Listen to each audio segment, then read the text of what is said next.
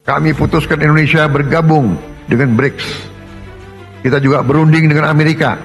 Indonesia aktif memperjuangkan pengakuan Palestina dan memimpin pembahasan solusi dua negara. Saat ini juga dua pesawat Hercules kita sedang beroperasi di Timur Tengah. Kami juga tidak segan-segan membongkar kasus-kasus korupsi besar. Berani-berani melawan pemerintah NKRI. Ya, kita hadapi. Dan saya beri peringatan, apakah ada orang-orang besar, orang-orang kuat, jenderal-jenderal dari manapun, apakah jenderal dari TNI atau jenderal dari polisi atau mantan jenderal, tidak ada alasan kami akan bertindak atas nama rakyat.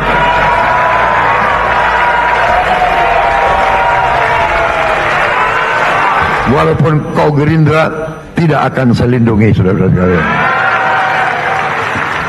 Kalau ada yang berani, ya, saya telah perintahkan. Selanjutnya, kami mempersilahkan kepada Saudara Presiden Republik Indonesia untuk menyampaikan pidato tentang penyampaian laporan kinerja lembaga-lembaga negara dan pidato kenegaraan dalam rangka Hari Ulang Tahun Kemerdekaan 80 Tahun Republik Indonesia tahun 2025. Kami persilahkan.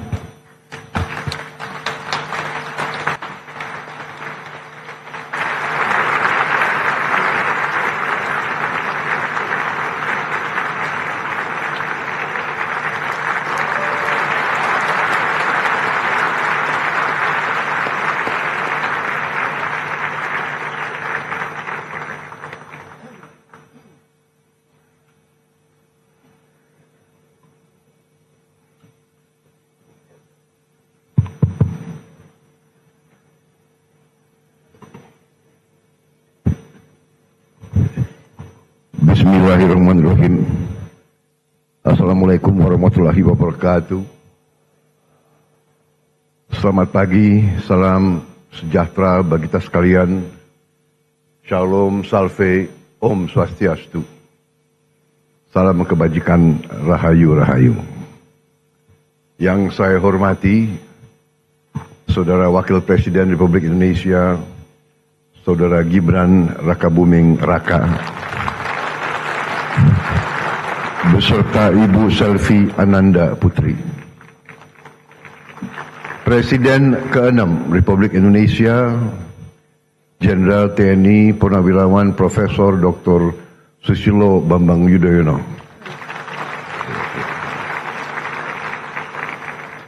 Presiden Republik Indonesia ke-7, Bapak Insinyur Joko Widodo. Wakil Presiden Republik Indonesia ke-6, Jenderal TNI Purnawirawan Tri Sutrisno.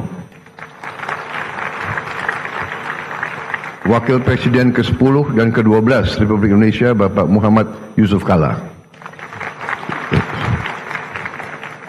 Bapak Wakil Presiden ke-11 Republik Indonesia, Profesor Budiono.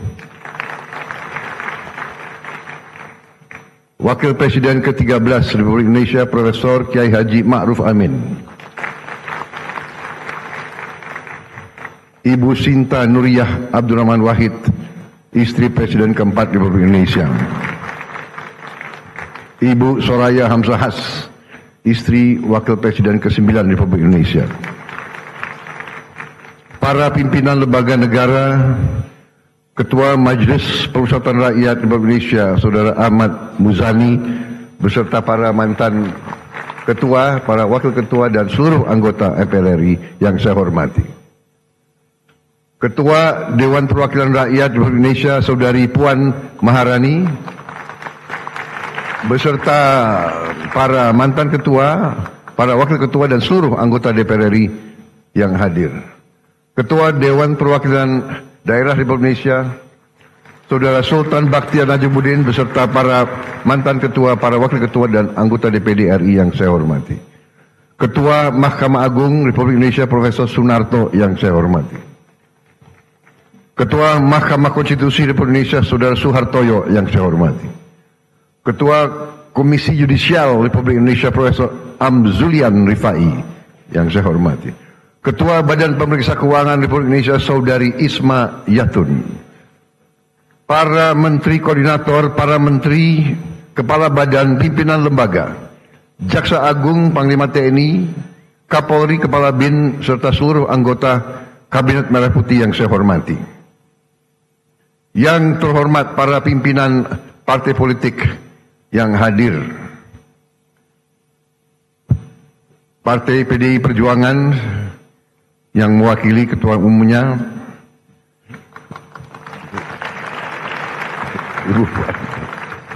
Ketua Umum Partai Golongan Karya, Saudara Bahlil Lahadalia, Ketua Umum Partai Gerindra,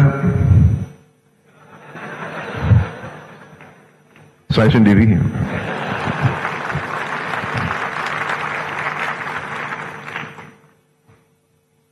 Saudara-saudara sekalian, Ketua Umum Partai Amanat Nasional, Saudara Zulkifli Hasan. Ketua Umum Partai Demokrat, Saudara Agus Harimurti Yudhoyono. Ketua Umum Partai Kebangkitan Bangsa, Saudara Abdul Muhaimin Iskandar. Presiden Partai Keadilan Sejahtera, Saudara Muzamil Yusuf. Ketua Umum Partai Nasional Demokrat, Saudara Surya Paloh. Para duta besar negara sahabat yang saya hormati. Para ketua parlemen negara sahabat, Speaker of the House of Representatives from Malaysia, His Excellency Tan Sri Dato' Dr. Johari bin Abdul dari Parlemen Malaysia. Speaker of Legislative Council of Brunei, His Excellency Dato' Sri Setia Awang Haji Abdul Darussalam Rahman. Speaker of the Parliament of Singapore, His Excellency Mr. Sia Kian Peng. Speaker of the National Parliament of Timor-Leste, Her Excellency Miss Maria Fernanda Lai. Yang saya hormati dan saya banggakan rekan-rekan pers media dari dalam dan luar negeri, para tamu undangan yang saya hormati, para wakil-wakil rakyat yang hadir, saudara-saudara sekalian yang saya cintai, seluruh rakyat Indonesia, sebangsa dan setanah air dimanapun engkau berada pada hari ini. Saudara-saudara sekalian yang saya hormati, pada tanggal 17 Agustus 2025, 80 tahun sudah para pendiri bangsa Indonesia mendeklarasikan kemerdekaan Indonesia. Proklamasi tanggal 17 Agustus 1945 adalah momen penting dalam perjuangan panjang bangsa ini untuk berdiri di atas kaki kita sendiri. Setelah deklarasi kemerdekaan 17 Agustus 1945, bangsa kita berperang selama 5 tahun. Kita berperang merebut kemerdekaan dengan senjata dan dengan diplomasi, dengan semua kekuatan kita, hingga kedaulatan kita benar-benar dapat kita rebut dan diakui pada tahun 1949. Sejak itu, para pendahulu saya, Presiden Republik Indonesia pertama hingga Presiden Republik Indonesia yang ketujuh, bekerja keras membangun bangsa Indonesia. Bekerja keras untuk mewujudkan bangsa yang adil dan makmur. Presiden Soekarno telah memimpin perjuangan pembentukan Negara Kesatuan Republik Indonesia dan berhasil mempertahankan keutuhan wilayah Republik Indonesia di tengah berbagai intervensi dan invasi dari negara-negara asing. Presiden Soekarno juga berhasil mengintegrasikan Irian Barat ke dalam NKRI. Presiden Soeharto melaksanakan pembangunan ekonomi yang merata dari Sabang sampai Merauke. berhasil mewujudkan swasembada pangan dan meletakkan dasar-dasar industrialisasi ekonomi dan menurunkan kemiskinan ekstrim. Presiden Habibie mengenalkan kita ke arah teknologi tinggi, mampu menjaga stabilitas ekonomi di tengah krisis multidimensi tahun 1998. Presiden Abdurrahman Wahid menjaga stabilitas bangsa, berhasil memperkokoh kerukunan antara suku, agama, dan ras, sehingga jati diri bangsa Indonesia sebagai bangsa majemuk dalam keharmonisan terbentuk secara kuat dan kokoh. Presiden Megawati menyelesaikan proses pemulihan ekonomi akibat krisis ekonomi dan moneter yang berkepanjangan, menyelesaikan ribuan kasus perusahaan-perusahaan yang kolaps akibat krisis moneter 1998, dan melaksanakan pemilihan umum secara langsung untuk pertama kalinya, serta memperkuat lembaga-lembaga negara. Presiden Susilo Bambang Yudhoyono mengatasi kerawanan ekonomi karena krisis keuangan dunia 2008, berhasil menyelesaikan konflik Aceh dan meletakkan dasar yang kuat untuk pembangunan ekonomi yang adil, merata, dan terencana.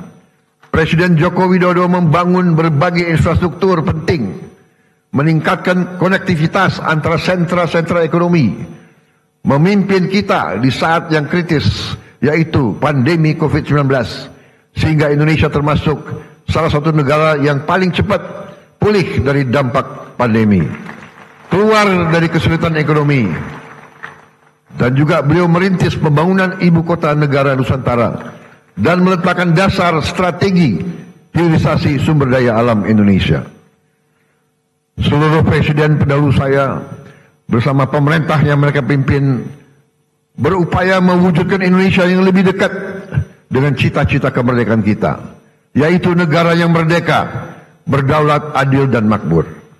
Negara yang sesuai dengan cita-cita pembentukan negara kita, yang tercantum dalam pembukaan Undang-Undang Dasar 1945, yaitu negara yang melindungi segenap bangsa Indonesia dan seluruh tumpah darah Indonesia, memajukan kesejahteraan umum, mencerdaskan kehidupan bangsa, dan melaksanakan ketertiban dunia yang berdasarkan kemerdekaan, perdamaian abadi, dan keadilan sosial. Saudara-saudara sekalian yang saya hormati, tujuan kita merdeka adalah untuk merdeka dari kemiskinan, untuk merdeka dari kelaparan, merdeka dari penderitaan. Negara kita harus bisa berdiri di atas kaki kita sendiri. Negara kita harus berdaulat secara ekonomi dan mampu memenuhi kebutuhan pangan kita sendiri.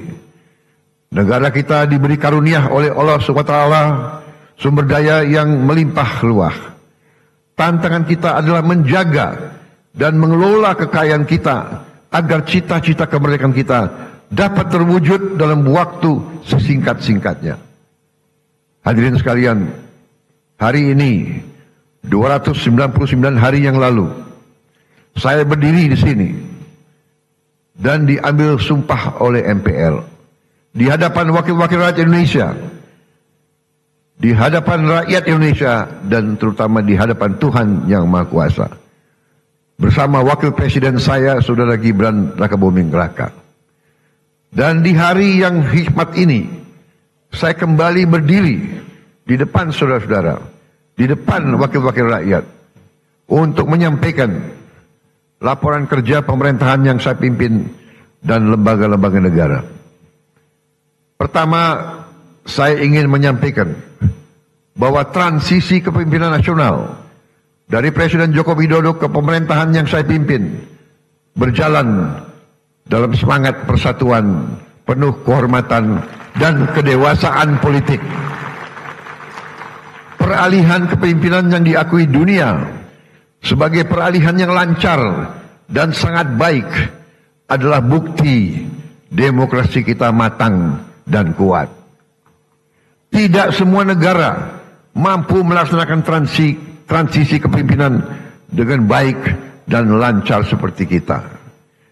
Di mana-mana ketika saya berada di luar negeri, banyak pemimpin negara sahabat bertanya kepada saya, "How did you do it?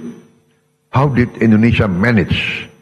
Saya sampaikan ke mereka, kita berhasil karena kita menganut demokrasi yang khas Indonesia. Demokrasi yang sejuk, demokrasi yang mempersatukan, bukan demokrasi yang saling gontok-gontokan, saling menjatuhkan, saling maki-memaki, saling menghujat, bukan demokrasi yang saling membenci. Inilah yang harus kita pegang teguh. Demokrasi warisan nenek moyang kita adalah demokrasi yang sesuai dengan budaya kita. Budaya kekeluargaan, budaya gotong royong, budaya miko dhuwur mendem jero, budaya saling mengisi, budaya saling mendukung, budaya tepo sliro, budaya menahan diri,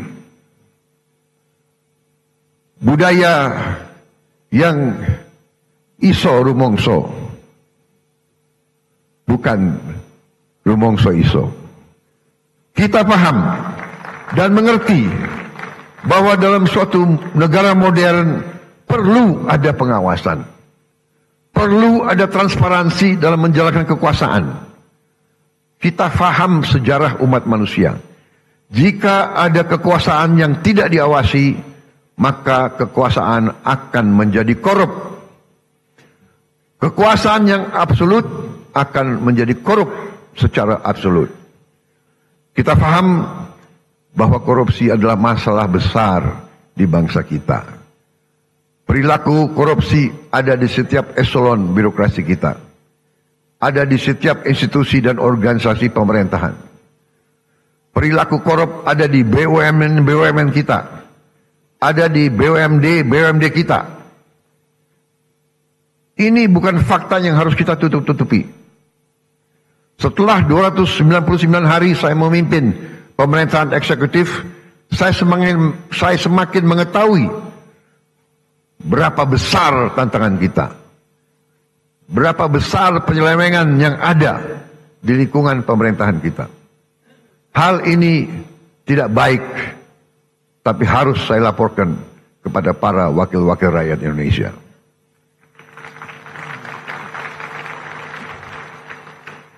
Dalam pidato pelantikan saya di sini, saya sampaikan, bangsa Indonesia harus berani melihat kekurangan-kekurangan sendiri. Harus berani melihat kesalahan-kesalahan kita sendiri. Harus berani melihat penyakit-penyakit yang ada di tubuh kita, agar kita bisa perbaiki kekurangan-kekurangan tersebut. Tanpa mau mengakui, tidak mungkin kita mampu memperbaiki. Saya disumpah untuk melaksanakan perintah Undang-Undang Dasar Republik kita. Karena itu, saya tidak ada pilihan lain selain memimpin upaya pemberantasan korupsi dan penyelewengan di semua lembaga eksekutif dan pemerintah.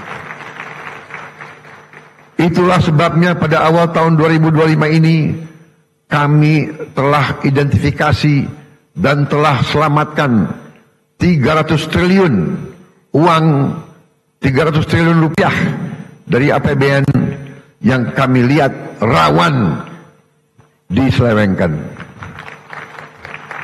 Di antaranya anggaran perjalanan dinas luar dan dalam negeri yang begitu besar, anggaran alat tulis kantor yang begitu besar, dan berbagai anggaran yang selama ini jadi sumber korupsi dan sumber bacaan. Efisiensi ini diperintah oleh Undang-Undang Dasar kita, yaitu ayat 4 pasal 33 Undang-Undang Dasar Negara Republik Indonesia. 300 triliun rupiah kami geser untuk hal-hal yang lebih produktif dan langsung bisa dirasakan rakyat banyak.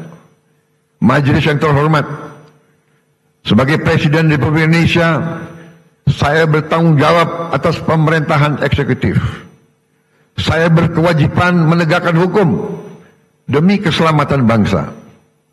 Saat ini kita menghadapi realita terjadi kebocoran kekayaan negara kita dalam skala yang sangat besar. Kita mengalami suatu kondisi yang saya sebut net outflow of national wealth. Janganlah kita menghabiskan tenaga kita untuk mencari siapa yang salah. Kita tidak ada waktu. Kita tidak punya cukup energi untuk mencari kesalahan orang. Pemerintah yang saya pimpin harus memusatkan diri untuk mencari solusi yang tepat dan cepat atas masalah pokok ini.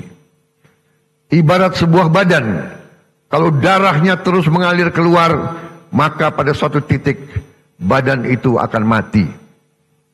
Kalau mengalirnya kekayaan kita ke luar negeri, kita biarkan terus-menerus, kita berpotensi jadi negara gagal. Karena itu saya berkewajiban untuk mengambil langkah-langkah yang perlu, walaupun itu sulit dan juga tidak populer bagi pihak-pihak tertentu. Saya harus mengambil langkah-langkah untuk menyelamatkan kekayaan negara agar bisa digunakan untuk kepentingan bangsa kita di hari ini dan di hari esok, untuk kepentingan generasi sekarang dan generasi mendatang. Terus terang saya katakan di sini di hadapan saudara-saudara sekalian, kalau kita konsekuen menjalankan apa yang telah dibuat oleh para pendiri bangsa kita, oleh Bung Karno, Bung Hatta, Bung Syahrir, Haji Agus Salim, tokoh-tokoh generasi 45, yaitu rancang bangun, blueprint negara, bagaimana negara harus dijalankan, yang semua sudah tertuang dalam Undang-Undang Dasar 1945, saya yakin bangsa kita akan selamat. Undang-Undang Dasar 1945 harus kita pelajari. Undang-Undang Dasar 1945 janganlah menjadi mantra, janganlah menjadi slogan, hanya di bibir kita teriak-teriak terus. Undang-Undang Dasar 1945 adalah rancang bangun yang relevan, rancang bangun yang ampuh, rancang bangun yang nyata, dan rancang bangun yang operasional untuk kita gunakan. Saya melihat ada kecenderungan dari sebagian kaum elit Indonesia, sebagian orang-orang yang memandang dirinya paling pintar di republik ini. Mereka memandang bahwa pemikiran Bung Karno, pemikiran Bung Hatta, pemikiran generasi 45 tidak relevan lagi di zaman sekarang. Sudah kuno, sudah lawas untuk menghadapi tantangan abad ke-21. Menurut hemat saya, pemikiran tersebut adalah keliru. Generasi 45, generasinya Bung Karno, Bung Hatta, Syahrir, semua tokoh-tokoh itu adalah generasi yang mengalami penjajahan. Mereka mengalami imperialisme. Mereka sadar dan mereka merasakan, melihat bahwa kekayaan Indonesia diangkut ratusan tahun keluar dari Nusantara ini. Karena itu mereka menyusun rancang bangun. Mereka buat dokumen yang tidak terlalu panjang, tapi sangat eksplisit, menjelaskan bagaimana kita harus laksanakan ekonomi kita dan demokrasi kita. Saya berkeyakinan apabila kita jalankan rancang bangun yang sudah dibuat oleh para pendahulu kita, kita akan jadi negara yang kuat. Saudara-saudara sekalian, kekuatan suatu negara terletak bagaimana negara itu bisa menguasai dan mengelola kekayaan. Karena itu kita harus berani koreksi apabila telah apabila kita telah mengambil langkah yang keliru. Sungguh aneh, negara dengan produksi kelapa sawit terbesar di dunia pernah mengalami kelangkaan minyak goreng. Ini aneh sekali. Tidak masuk di akal sehat. Dan ternyata memang itu ternyata adalah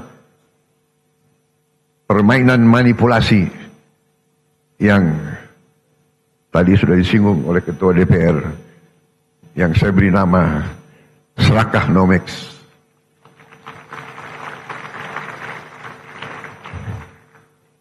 Negara produsen kelapa sawit terbesar di dunia berminggu-minggu, hampir berapa bulan kelapa sawit langka.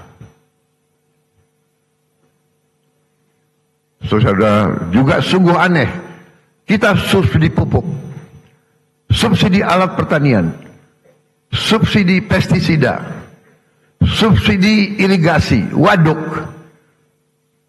kita subsidi beras, tapi harga pangan kadang-kadang tidak terjangkau oleh sebagian rakyat kita. Keanehan-keanehan ini bisa terjadi karena ada distorsi dalam sistem ekonomi kita. Adalah penyimpangan bahwa sistem ekonomi yang diamanatkan oleh Undang-Undang Dasar 1945, terutama di pasal 33 ayat 1, 2, dan 3, telah kita abaikan. Seolah-olah ayat-ayat dalam pasal itu tidak relevan dalam kehidupan kita yang modern di abad ke-21 ini. Saudara-saudara sekalian, setelah saya pelajari secara mendalam, saya berkeyakinan Undang-Undang Dasar kita, terutama pasal-pasal yang saya sebut pasal-pasal pengaman, seperti pasal 33 ayat 1, 2, 3, dan 4, adalah benteng pertahanan ekonomi kita. Ayat 1, perekonomian disusun sebagai usaha bersama berdasar atas azas kekeluargaan. Azas kekeluargaan, bukan azas konglomerasi.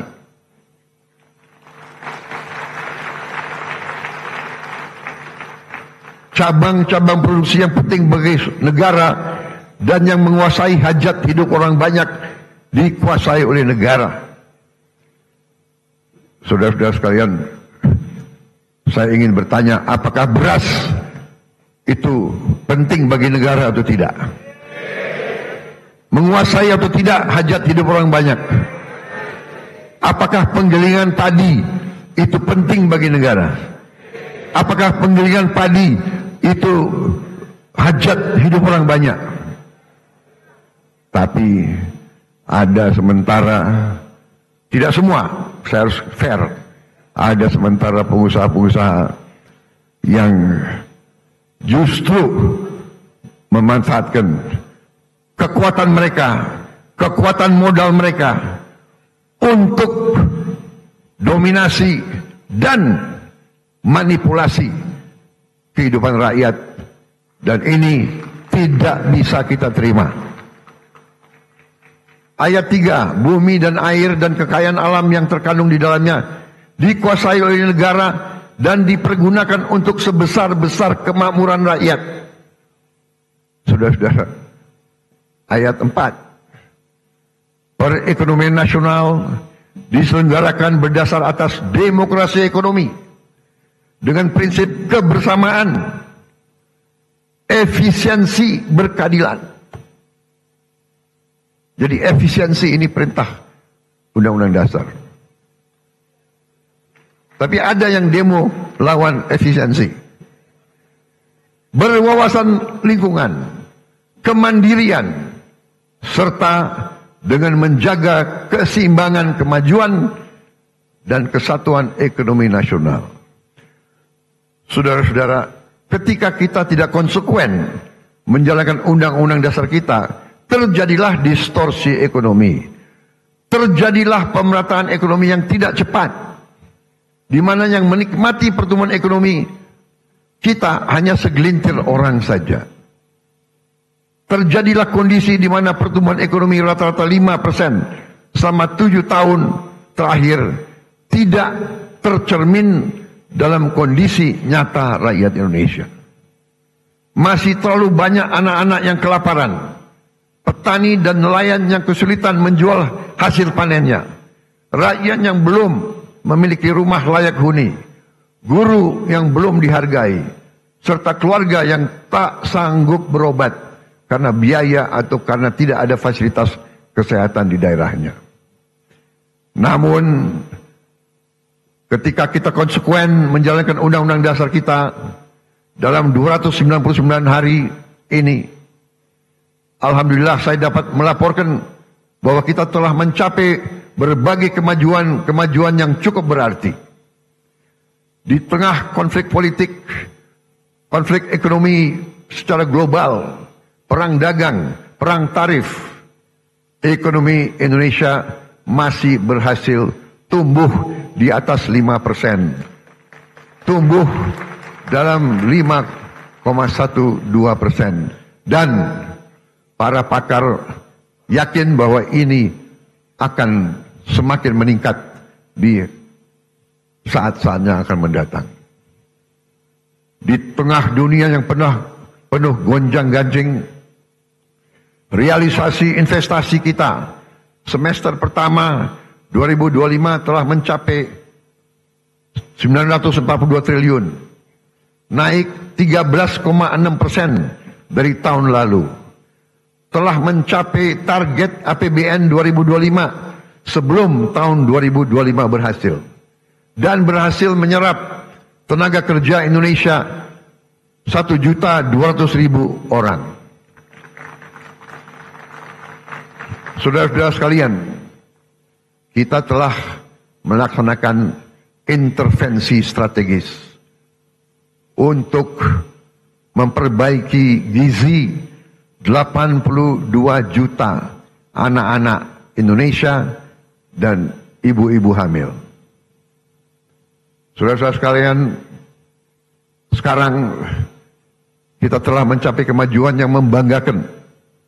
Pagi ini saya mendapat laporan dari Badan Gizi Nasional sudah 20 juta anak sekolah.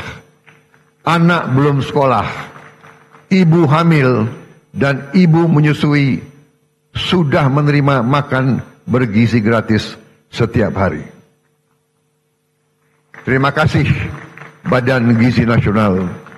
Di hadapan majelis terhormat ini, saya menyampaikan penghargaan saya kepada Kepala Badan dan seluruh anggota Badan Gizi Nasional yang telah bekerja keras mencapai hal ini. Saudara-saudara sekalian, dalam 7 bulan kita berhasil mencapai apa yang negara-negara lain butuh belasan tahun. Saya telah jumpa dengan Presiden Brazil dan mantan Presiden Brazil. Brazil butuh 11 tahun untuk mencapai 40 juta makan bergizi gratis setiap hari. Saudara-saudara, kita kadang-kadang harus mengakui bahwa bangsa kita punya kemampuan.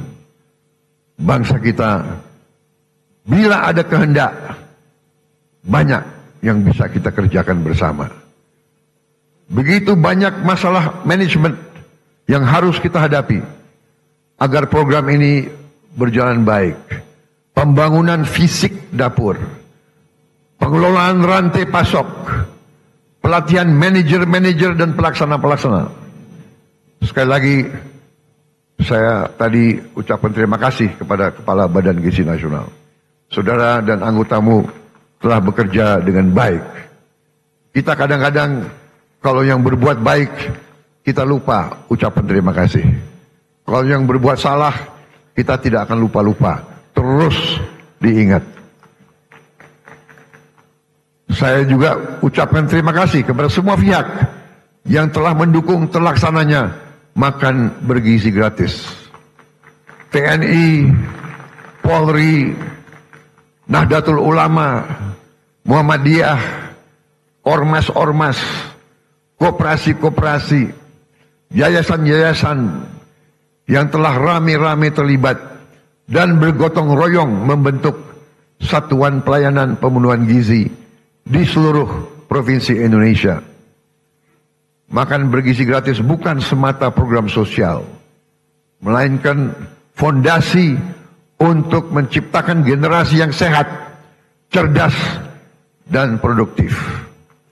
PBB mengatakan bahwa MBG adalah investasi terbaik yang bisa dilakukan oleh sebuah bangsa.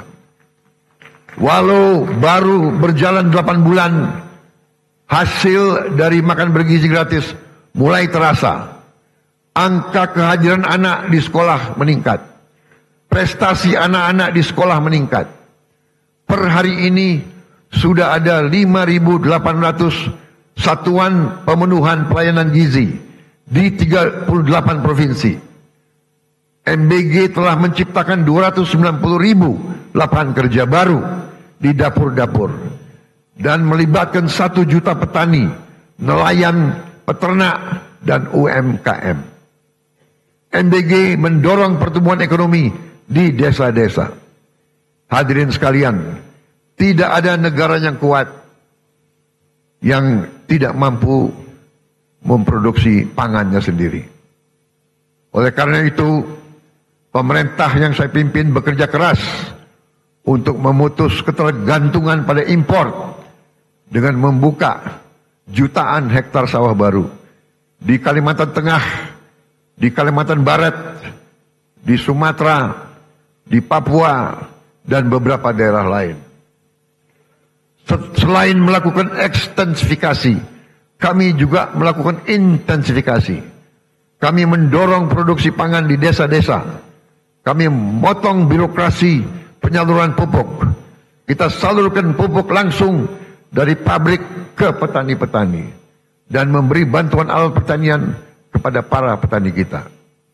Kami juga tingkatkan harga beli gabah menjadi rupiah 6.500 per kilogram agar petani sebagai produsen menikmati keuntungan yang berarti. Hari ini kita surplus produksi beras. Stok cadangan beras nasional kita hari ini lebih dari 4 juta ton. Ini adalah tertinggi selama sejarah NKRI. Untuk pertama kali dalam puluhan tahun Indonesia bisa kembali mengekspor beras dan jagung. Saya perhatikan di mana-mana para petani tersenyum karena harga gabah stabil dan penghasilan mereka meningkat. Untuk melindungi konsumen Indonesia, pemerintah yang saya pimpin akan selalu mewaspadai kecurangan-kecurangan, manipulasi, penipuan, upaya penimbunan, dan menahan distribusi bahan pangan. Pemerintah yang saya pimpin tidak akan ragu-ragu. Kami akan selalu tegas pada mereka yang melanggar aturan. Mereka yang mempersulit kehidupan rakyat. Mereka yang cari keuntungan gila-gilaan di atas penderitaan orang kecil.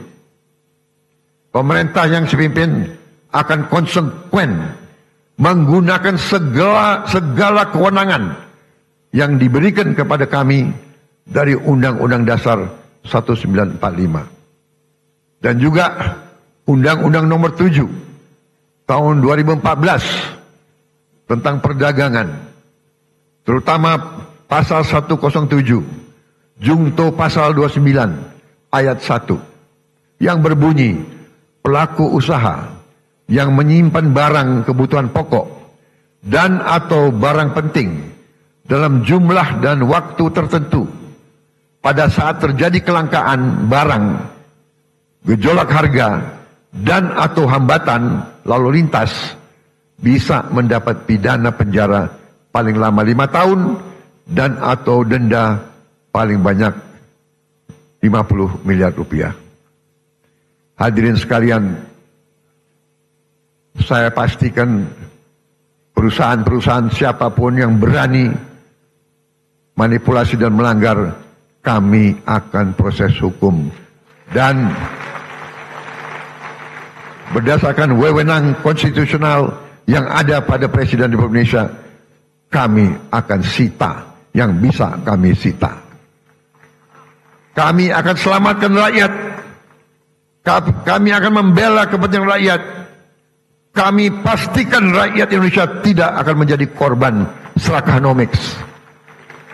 Korban mereka-mereka yang mengejar keuntungan sebesar-besarnya, menipu dan mengorbankan rakyat Indonesia, dan membawa keuntungan itu, kekayaan itu keluar dari Republik Indonesia. Ini harus kita hentikan.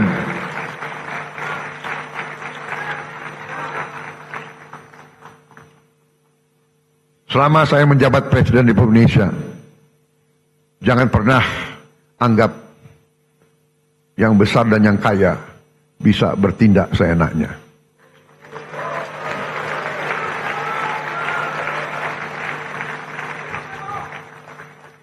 Kami tidak gentar dengan kebesaranmu.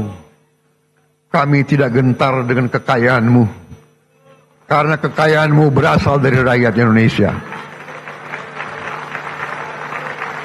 Pemerintah yang saya pimpin tidak akan ragu-ragu membela kepentingan rakyat Indonesia.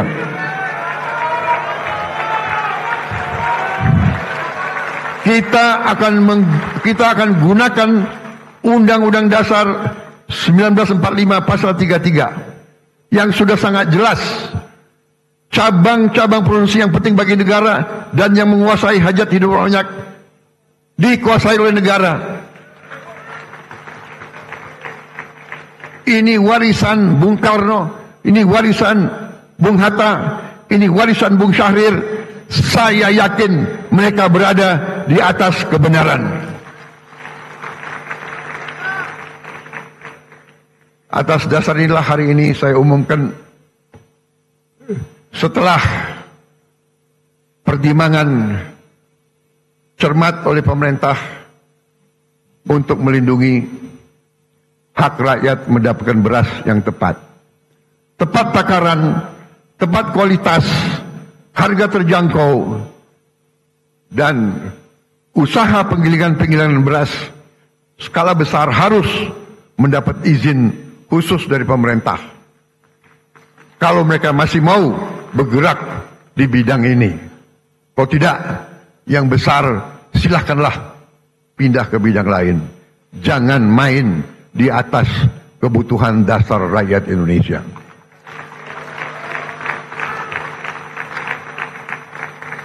Saudara-saudara sekalian yang saya hormati, dalam 10 bulan terakhir, saya bersama Kabinet Merah Putih berupaya memerangi kemiskinan dengan pendekatan holistik, pendekatan menyeluruh. Kami ingin angka kemiskinan ekstrem segera turun ke 0% dalam tempo sesingkat-singkatnya. Karena itu, untuk pertama kali dalam sejarah Republik Indonesia, kami telah membentuk sistem data tunggal sosial ekonomi nasional, DTSEN. DTSEN menjadi pegangan kita. Kami pastikan program-program pemerintah untuk masyarakat miskin tepat sasaran. Dengan DTSEN kami menjaring siapa yang berhak menerima manfaat. Sebelumnya kami dapat laporan bahwa masih ada orang kaya yang menikmati subsidi rakyat. Dengan sekarang kita ingin tepat sasaran. Saudara-saudara sekalian, salah satu upaya kita untuk memutus rantai kemiskinan absolut adalah kita membentuk sekolah rakyat. Kita sudah berhasil membangun dan membuka 100 sekolah rakyat. Kita harapkan tahun depan akan menjadi 200, tahun selanjutnya akan menjadi 300, dan seterusnya. Sekolah rakyat ini diperuntukkan untuk mereka yang dari desil yang terendah. desil 1 2 dari mereka yang benar-benar penghasilannya sangat-sangat rendah. Mereka kita asramakan. Mereka kita berdayakan dengan kualitas pendidikan yang baik. Ini adalah untuk memutus rantai kemiskinan. Anak-anak yang miskin, kalau orang tuanya miskin, mereka tidak perlu untuk terus miskin. Ini yang kita telah upayakan dan ini sedang kita kerjakan sekarang. Bagaimana dengan sekolah-sekolah lain? Kita telah juga membentuk sekolah unggulan. Kita telah membangun dan akan membangun dan selesaikan sekolah unggulan untuk mengejar ketertinggalan kita di bidang sains dan teknologi. Kita bentuk sekolah unggul Garuda, rencananya 20 dan akan ada 80 sekolah unggul Garuda transformasi. Sekolah-sekolah yang sudah ada ikut dalam program ini. Dan kami juga akan menambah SMA Taruna Nusantara terintegrasi di seluruh pelosok negeri. Tahun ini kita juga akan menambah fakultas-fakultas kedokteran di seluruh Indonesia. Kita ketinggalan dalam menghasilkan dokter-dokter dan dokter gigi. Saudara-saudara sekalian, pendidikan sangat penting. Kita juga akan renovasi lebih dari 13.000 sekolah dan 1.400 madrasah. Dan ini masih jauh kurang dari yang kita inginkan. Tapi tahun ini adalah permulaan. Tahun depan kita akan cari uang untuk menambah hal ini. Juga untuk mengejar ketertinggalan kita, tahun ini kita akan sebarkan 288.000 layar pinter, smart platform, smart TV yang akan kami distribusi ke sekolah-sekolah hingga ke pelosok-pelosok. Agar anak-anak di desa tertinggal yang tidak ada guru yang bagus bisa dapat mengikuti pelajaran dari guru-guru terbaik yang mengajar secara virtual. Untuk mencetak pemimpin-pemimpin nasional di masa depan, kami juga telah mencanangkan tadi yang saya sebut 20 sekolah unggul Garuda dan 80 sekolah unggul Garuda Transformasi. Saudara-saudara sekalian, kita juga membangun SMA Taruna Nusantara terintegrasi di seluruh pelosok negeri. Untuk mengatasi kekurangan dokter dan dokter spesialis, tahun ini akan dibuka 148 prodi di 57 fakultas kedokteran di seluruh Indonesia. Terdiri dari 125 prodi spesialis dan 23 prodi subspesialis. Kita juga akan tambahkan 25 prodi umum dan prodi gigi, serta meningkatkan kuota mahasiswa kedokteran yang mendapat beasiswa. Saudara-saudara sekalian, untuk mengatasi perputaran uang yang terkonsentrasi di ibu kota dan kota-kota besar, kami dirikan 80.000 koperasi desa dan koperasi kelurahan merah putih. Koperasi di setiap desa akan meningkatkan ekonomi desa dan menciptakan jutaan lapangan kerja. Koperasi desa kelurahan juga akan meringankan beban hidup masyarakat kita dengan menjual beras murah, minyak goreng murah, LPG bersubsidi, pupuk bersubsidi sesuai dengan harga jual. Kita juga akan membuat rakyat bisa punya akses kepada protein, kepada ikan dan daging dalam harga yang terjangkau. Untuk mempercepat investasi di hilirisasi sumber daya alam dan berbagai bidang strategis, untuk membuka lapangan kerja berkualitas, kami bersama DPR RI telah membentuk apa yang kita sebut Badan Pengelola Investasi Danantara Indonesia. Danantara adalah lembaga pengelola investasi dengan aset dalam pengelolaan lebih dari 1 triliun US dollar. Danantara akan ciptakan jutaan lapangan kerja berkualitas, terutama di bidang hilirisasi. Alhamdulillah, hari ini tingkat pengangguran nasional berhasil turun ke level terendah sejak krisis 1998. Hadirin sekalian, kami juga membangun sistem kesehatan yang lebih adil dan merata. Cek kesehatan gratis telah digunakan hari ini oleh lebih dari 18 juta warga. 66 rumah sakit di 66 kabupaten sedang kami tingkatkan kelasnya.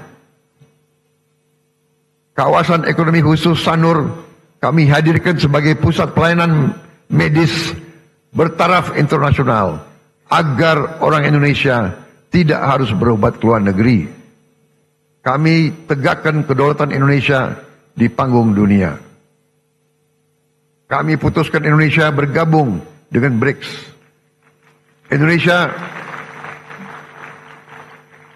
juga diundang di mana-mana menjadi kehormatan dalam perayaan kemerdekaan India dan perayaan Hari Nasional Prancis. Kami juga berhasil menyelesaikan perundingan dagang Uni Eropa dengan Indonesia, SEPA, yaitu Comprehensive Economic Partnership Agreement, yang sebenarnya adalah Free Trade Agreement, di mana kita bisa akses pasar Eropa dengan tarif nol. Kita juga berunding dengan Amerika. Indonesia aktif memperjuangkan pengakuan Palestina dan memimpin pembahasan solusi dua negara. Saat ini juga 2 pesawat Hercules kita sedang beroperasi di Timur Tengah, menerjunkan bantuan-bantuan dari udara ke Gaza. Saudara-saudara sekalian, kami bekerja untuk menegakkan hukum dan keadilan. Salah satu yang penting adalah dalam menegakkan hukum dan keadilan, gaji hakim harus dalam keadaan baik. Kami telah naikkan untuk beberapa hakim sampai dengan 280% peningkatannya. Kami juga tidak segan-segan membongkar kasus-kasus korupsi besar. Bersama TNI dan Polri kami pastikan bumi dan air dan kekayaan alam yang terkandung di dalamnya dikuasai oleh negara dan dipergunakan untuk sebesar-besar kemakmuran rakyat. Saudara-saudara sekalian, beberapa saat yang lalu, beberapa tahun yang lalu, kita mendapat laporan ada ribuan, ada jutaan perkebunan kelapa sawit yang melanggar hukum, yang menyimpang regulasi. Ada yang membuat perkebunan di hutan lindung. Ada yang tidak melaporkan luasnya perkebunan mereka. Ada yang dipanggil BPKP tidak mau datang. Kami terbitkan Peraturan Presiden nomor 5 tahun 2025 tentang penertiban kawasan hutan. Dan pada hari ini saya melaporkan di majelis ini bahwa pemerintah Republik Indonesia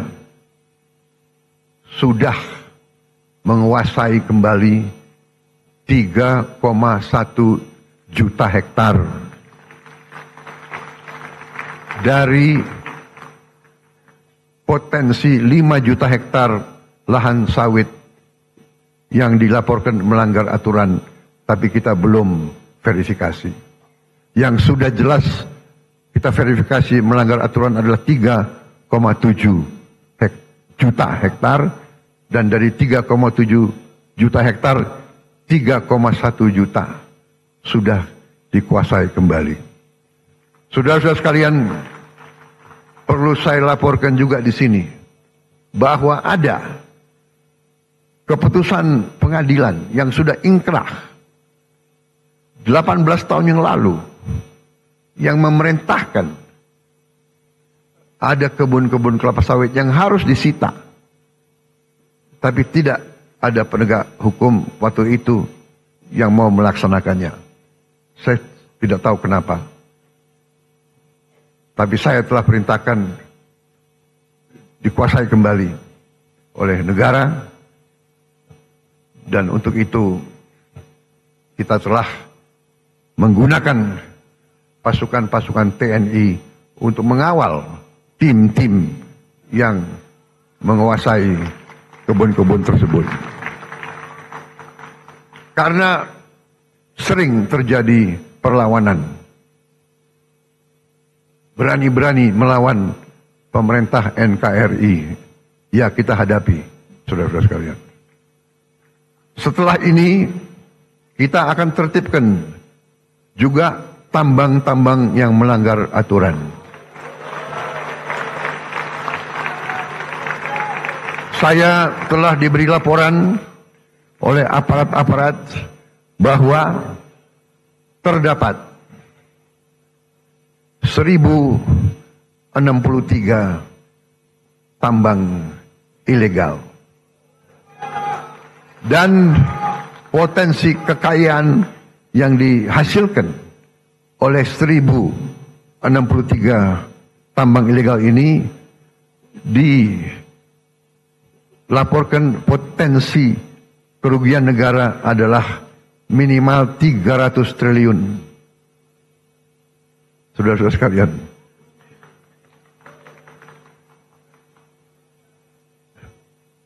saya minta dukungan seluruh MPR. Saya minta dukungan seluruh partai politik untuk mendukung ini demi rakyat kita, saudara-saudara sekalian.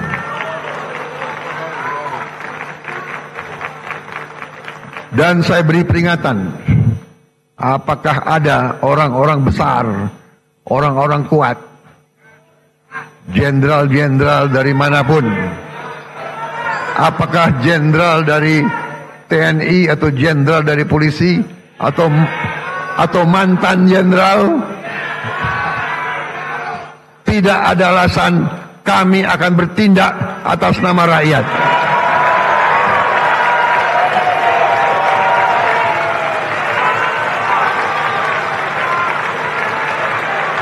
Dan sebagai sesama pimpinan partai, saya ingatkan anggota-anggota semua partai, termasuk partai saya Gerindra, cepat-cepat kalau ada terlibat, Anda jadi justice collaborator. Anda laporan aja, karena walaupun kau Gerindra, tidak akan saya lindungi, saudara-saudara sekalian. Kalau ada yang berani, ya, saya telah perintahkan Panglima TNI dan Kapolri, kalau Anda mau ke provinsi ini, pakai pasukan dari provinsi lain. Jangan-jangan ada anak buahmu di kebun-kebun itu. Saudara-saudara wakil rakyat sudah tahu keadaan yang sebenarnya. Benar?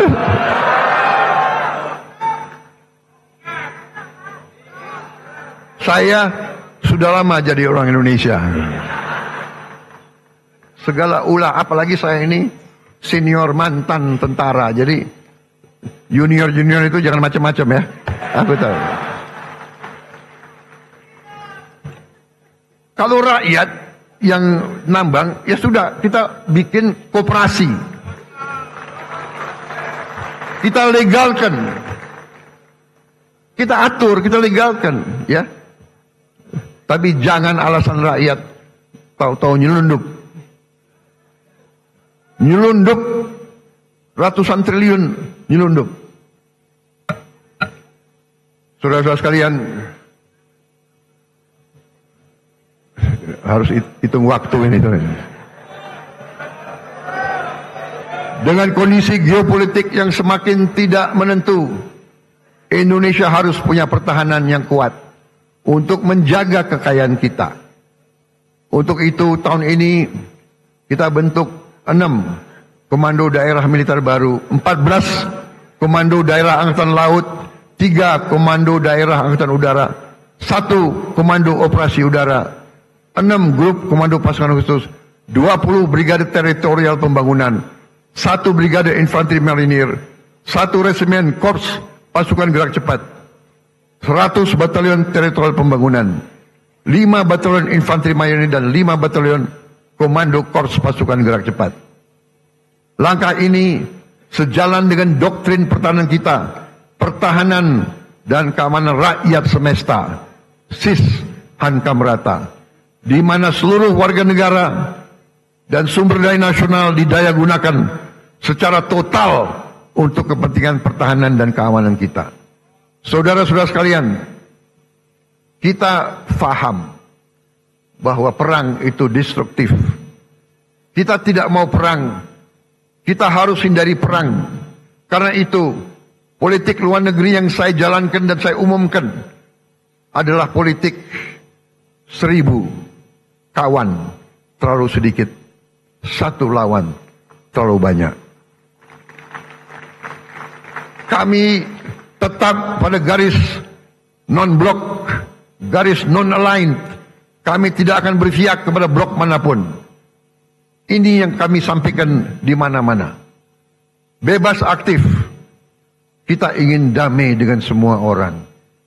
Kami terutama dengan tetangga-tetangga kita. Kita ingin selesaikan semua masalah. Ada masalah, kadang-kadang masalah garis perbatasan. Masalah ini adalah warisan dari kolonialis, warisan dari penjajah. Belanda datang dengan Inggris, dia bikin garis seenak jidatnya, dia bikin garis itu. Yang repot kita sekarang, ya kan? Kita mau ditabrakan sama Malaysia. Kita sahabat sama Malaysia. Kita satu rumpun. Tapi selalu politik divida et impera itu selalu ada. Janganlah kita naif. Janganlah kita terus-menerus mau diadu domba. Saudara sekalian, setiap elemen negara Indonesia, marilah kita bekerja keras agar setiap anak Indonesia berangkat ke sekolah dan mendapat makan yang baik.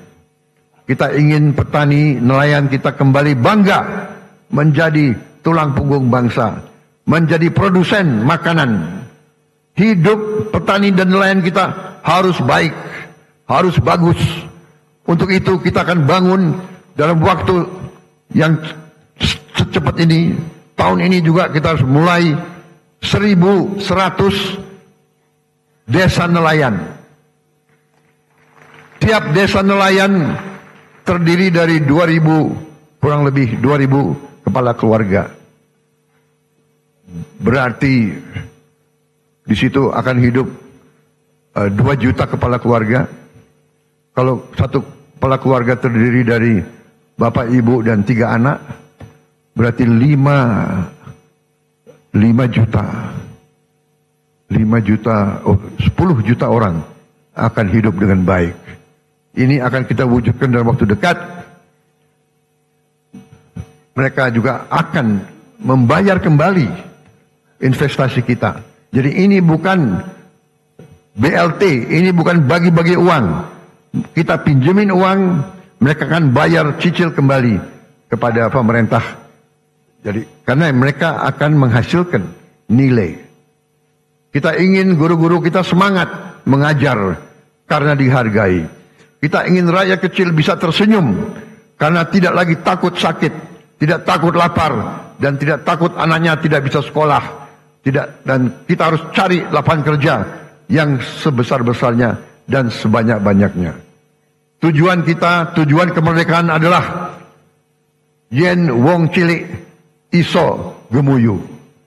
Saudara-saudara sekalian,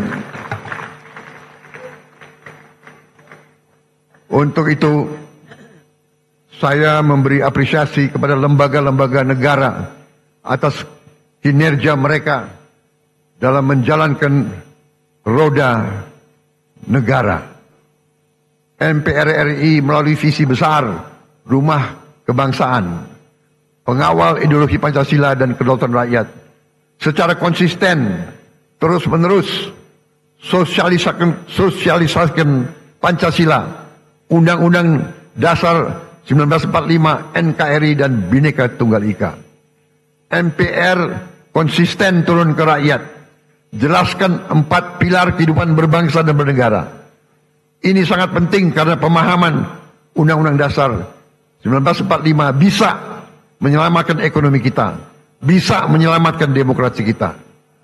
DPR RI pada periode awal 2024-2009 telah membahas dan mengesahkan 14 rancangan undang-undang dan telah menetapkan program legislasi nasional tahun 2025 dan jangka menengah 2025-2029. Sehingga perencanaan, penyusunan dan pembahasan RUU berjalan secara terarah dan terukur.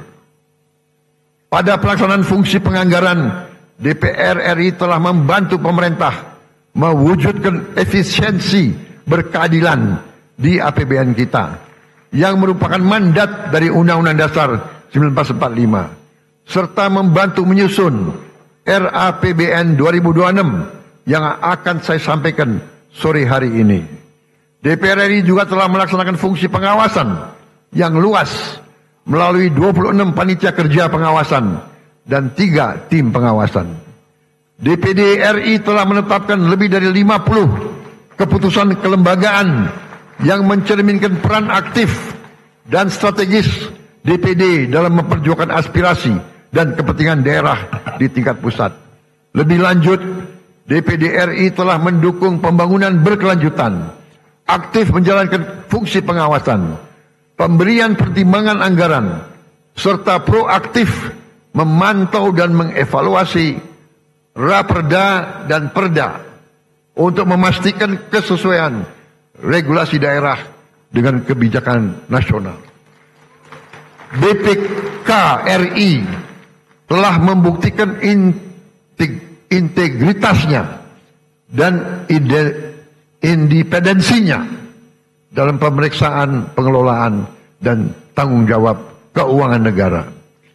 Capaian BPK di tahun 2024 antara lain mendorong peningkatan akuntabilitas tata kelola keuangan negara serta kualitas pertanggungjawaban pelaksanaan anggaran, sehingga kementerian dan lembaga yang telah mencapai status wajar tanpa pengecualian mencapai 97,7% untuk tahun anggaran 2024. Mengawal program prioritas nasional, meningkatkan efektivitas belanja APBN, serta penyelamatan puluhan triliun rupiah uang dan aset negara. Mahkamah Konstitusi di sepanjang tahun 2024 hingga pertengahan 2025 telah menangani ratusan perkara pengujian undang-undang, perselisihan hasil pemilihan umum, dan perselisihan hasil pemilihan kepala daerah dengan proses persidangan yang efektif, tepat waktu, dan menghasilkan berbagai putusan penting yang menjadi tonggak penguatan demokrasi dan perlindungan hak konstitusional warga negara. Mahkamah Agung secara serius dan berkelanjutan melakukan reformasi peradilan, modernisasi manajemen perkara, penyelesaian sengketa perdata secara cepat dan berorientasi pada perdamaian, serta penanganan perkara pidana dengan pendekatan restoratif justice. Dengan sistem peradilan elektronik atau e-court di Mahkamah Agung, jumlah perkara yang didaftarkan di pengadilan tingkat pertama meningkat 30,84% dari tahun sebelumnya. Penyelesaian sengketa perdata dengan nilai gugatan di bawah 500 juta rupiah meningkat 68%. dan tingkat keberhasilan penyelesaian sengketa melalui mediasi meningkat 28%. Capaian ini adalah bukti nyata kerja keras Mahkamah Agung untuk mewujudkan peradilan yang modern, cepat, berbiaya ringan, dan berkeadilan bagi seluruh rakyat Indonesia. Komisi Yudisial memainkan peran strategis dalam kesejahteraan rakyat dan kemajuan Indonesia, yaitu dengan menjaga integritas hakim dan meningkatkan kepercayaan publik terhadap integritas hakim. Sepanjang tahun 2024 sampai dengan periode Juli 2025, Komisi Yudisial telah melaksanakan seleksi calon hakim agung dan hakim ad hoc yang menghasilkan sebanyak 9 orang calon hakim agung, 3 orang calon hakim ad hoc di Mahkamah Agung. Komisi Yudisial juga telah menerima 3.752 laporan masyarakat terkait dugaan pelanggaran kode etik dan pedoman perilaku hakim, dan mengusulkan penjatuhan sanksi kepada 116 orang hakim. Selain itu, saya juga mengucapkan terima kasih kepada Bank Indonesia, Otoritas Jasa Keuangan, Lembaga Penjamin Simpanan, Komisi Pemberantasan Korupsi, Komisi Pemilihan Umum, Badan Pengawas Pemilu, Ombudsman RI, Komnas HAM, dan lembaga-lembaga nasional lainnya yang telah berkontribusi untuk kemajuan bangsa sesuai dengan peran dan kewenangannya. Terakhir, saya juga mau gunakan kesempatan ini untuk mengucapkan terima kasih kepada setiap pengusaha nasional yang telah membuka lapangan kerja di Indonesia, menanamkan modal di Indonesia, dan menyimpan hasil usahanya di Indonesia. Jangan salah, tidak semua pengusaha yang besar itu ikut dalam alam mazhab selakahnomics. Justru sebagian besar kita ajak untuk membangun Indonesia bersama. Saya sampaikan ke mereka, mereka harus menjadi bagian dari Indonesia Incorporated. Indonesia Incorporated adalah konsep pembangunan ekonomi di mana semua stakeholder, semua pemain bergerak dalam satu kesatuan tim nasional. Yang kuat, yang besar punya peranan, yang menengah punya peranan, yang kecil punya peranan, kita bantu. Yang miskin kita berdayakan. Itu namanya Indonesia Incorporated. Saya sampaikan, kalau kita hilangkan kemiskinan, kalau orang yang berada di bawah garis kemiskinan punya uang, punya penghasilan, mereka punya daya beli, mereka akan beli barang-barang dari pabrik-pabrik yang dimiliki oleh perusahaan-perusahaan besar. Itu yang kita namakan suatu ekonomi mata rantai yang saling memperkuat, bukan saling menghancurkan. Saudara-saudara sekalian, saya percaya dan saya yakin bahwa dengan kita bersatu, dengan kita bergotong royong, dengan kita mencapai demokrasi sesuai dengan budaya kita, ekonomi sesuai dengan rancang bangun pendiri-pendiri bangsa kita, insya Allah Indonesia akan semakin kuat, semakin sejahtera. Kita memilih beberapa tonggak sebagai tema kita: bersatu, berdaulat, rakyat sejahtera. Rakyat harus sejahtera. Kalau rakyat tidak sejahtera, saya katakan kita gagal sebagai negara merdeka. Kita akan berhasil sebagai negara merdeka kalau rakyat kita sejahtera. Karena itu, marilah kita bekerja sama. Kita berbeda-beda boleh, tapi satu tujuan kita. Silakan yang berada di luar pemerintah tidak ada masalah. Terima kasih. Kita butuh koreksi. Kita butuh pengawasan. Kita butuh kritik. Walaupun kadang-kadang kritik itu menyesakkan juga. Tapi nggak ada masalah. Jangan berhenti kritik. Saya juga minta dari koalisi kita tetap di dalam koalisi harus berani mengawasi, harus berani koreksi, ya. Tidak boleh ada yang merasa lebih kuat dari hukum. Tidak boleh ada yang merasa tidak dapat diatur, tidak dapat diperiksa. Saya kira itu yang ingin saya sampaikan. Terima kasih. Sidang majelis yang terhormat, Dirgahayu Republik Indonesia ke-80.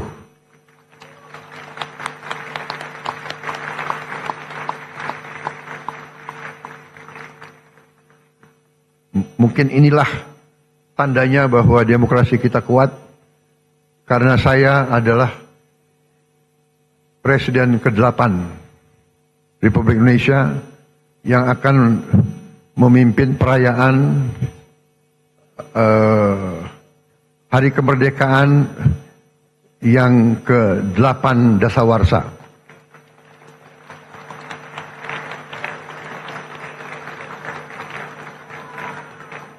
Memang ditakdirkan untuk jadi presiden ke-8 itu.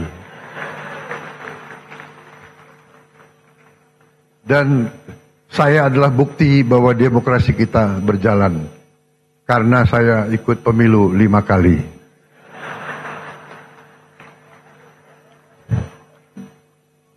Alhamdulillah 4 kali kalah.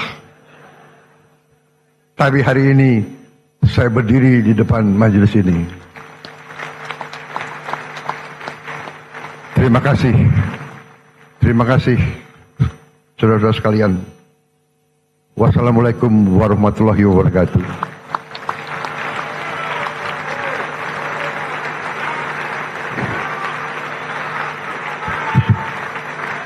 Shalom, salve, Om, Santi, Santi, Santi, Om. Merdeka! Merdeka! Merdeka! Terima kasih, selesai.